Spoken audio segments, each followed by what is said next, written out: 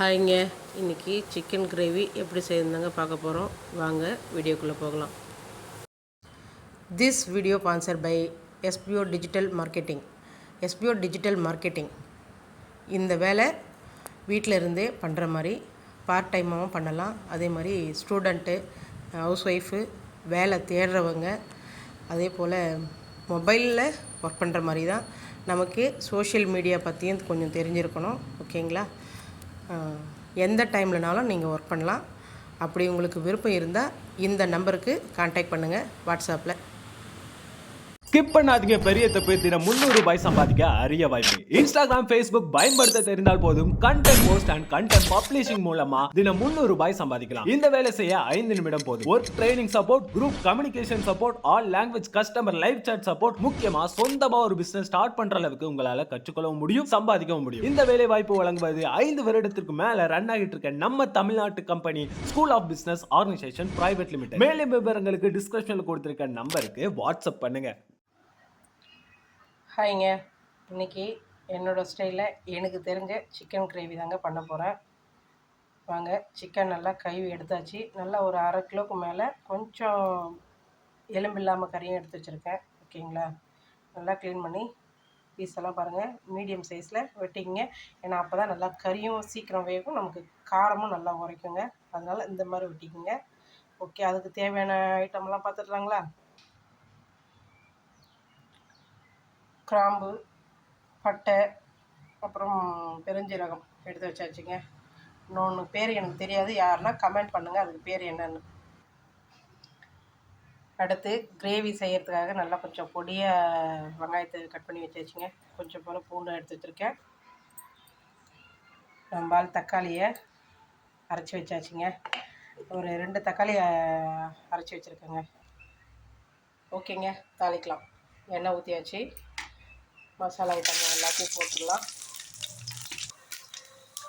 புரிஞ்சிருச்சு. பூண்டும் வெங்காயம் போட்டுடலாங்க.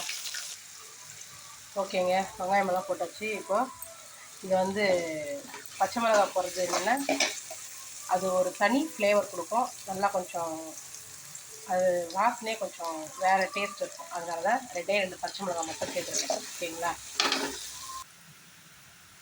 ஓகேங்க, வெங்காயம் நல்லா வதங்கிடுச்சு. இப்போது நம்ம அரைச்சி வச்சு தக்காளியை சேர்த்துக்கலாங்க. ஏன்னா நான் கொஞ்சமாக தான் சேர்க்குறேன். மேக்ஸிமம் ஒரு 2 தக்காளி போட்டிருப்பேன். ஓகேங்களா? இப்போ அதை நல்லா எண்ணெயிலையும் வதக்கிங்க. ஓகேங்க, தக்காளி நல்லா வதங்கிடுச்சு. இப்போ நம்ம இந்த அளவுக்கு இஞ்சி பூண்டு பேஸ்ட்டு சேர்த்துக்கலாங்க.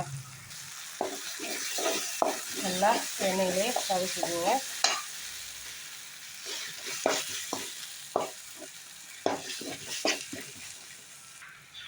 ஓகேங்க, எண்ணெயில் நல்லா வதங்கிடுச்சு. இப்போ அடுத்து நம்ம அலசி வச்சுக்கிற கறியெல்லாம் எடுத்து போட்டுடலாங்க. நல்லா எண்ணெயில் கலந்து விடுங்க. நல்லா ஒரு 5 மினிட்ஸ் மேலே நல்லா எண்ணெயிலே ஃப்ரை பண்ணுங்கள் கறியை. ஓகேங்க, கறியெல்லாம் நல்லா வெந்துருச்சு. அடுத்து மசாலா போடுறதாங்க பார்க்க போகிறோம். இப்போ மஞ்சள்தூள் கொஞ்சம் போட்டுக்கிறேன். அதுக்கடுத்து மிளகாத்தூள் சேர்த்துக்குங்க. ஓகேங்களா?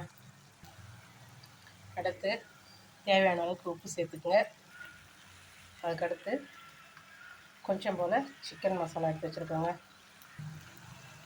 அதுக்கடுத்து மெயினாக ஒரு டிஷ்ஷு கொஞ்சம் போல் தயிர் எடுத்துக்கோங்க. ஒரு 2 ஸ்பூன் வரைக்கும் தயிர் எடுத்துக்கோங்க. எல்லாம் நல்லா கலக்கிக்கோங்க. அதுக்கப்புறம் அதே கப்பில் கொஞ்சம் போல் தண்ணி விடுங்க. சிம்மிலே கொஞ்சம் நேரம் வேக வைங்க. ஓகேங்களா? அதுக்கடுத்து கொஞ்சம் போல் பச்சை கருவேப்பிலை போட்டு நல்லா கிளறி விட்டு கொதிக்க விடுங்க.